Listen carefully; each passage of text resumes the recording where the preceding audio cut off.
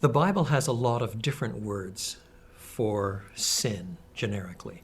Idolatry, transgression, sin, corruption, and so forth. And all of them overlap to some extent, but they have certain kinds of flavor. Sin is probably the most generic one and has to do with missing the mark, but it's God's mark. So it means that if we break his law, we're sinning, but then the fact that we're breaking the law is transgressing a particular law. And if we're missing the mark by not doing what we ought to be doing, then in some ways we're de-godding God. We're raising something else to be God, and thus we have fallen into idolatry.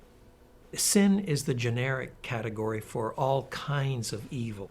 Law breaking is actually transgressing specific commands, doing what he forbids or failing to do what he commands. Idolatry is in some ways the most basic of all of them because it is decentering God. It's removing him off to the side. Either I become my own God or I choose something else as my God. It's not for nothing that the first commandment in importance, according to the Lord Jesus, is you shall love God with heart and soul and mind and strength. That's the way we were created. That's the way it's supposed to be.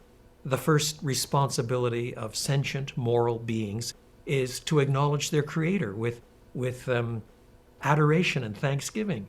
If instead, then, we fail to love God with heart and soul and mind and strength, we have already fallen into idolatry. We have fallen into sin. We have missed the mark of what we should be, and we have de-godded God. And this most horrific offense is really a kind of declaration of independence from God. But whereas a declaration of independence from a totalitarian evil regime might be a good thing, freedom from God is not a good thing. It's already a mark of horrific rebellion because God is God. He made us. He holds us to account. He's our creator, but he is also our final judge. He establishes what's right and wrong, what's good and evil by his own character and being. So that so-called freedom from him actually becomes enslavement to sin.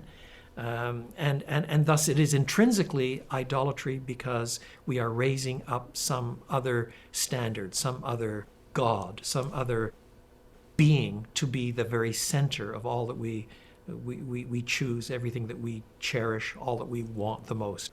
That's also why the Apostle Paul can say that covetousness is idolatry. Because if you want something badly enough, that becomes God for you. It's why an atheist can be an idolater. Claiming there is no God becomes a certain kind of ideology in which you have instituted something else, naturalism, your own desires, your own inherited culture or whatever, to be your supreme good. And that becomes God for you. It has displaced the God who is there, to use the language of Francis Schaeffer, and thus becomes a form of idolatry. Sin is an embracing category that touches all of these ways of looking at evil.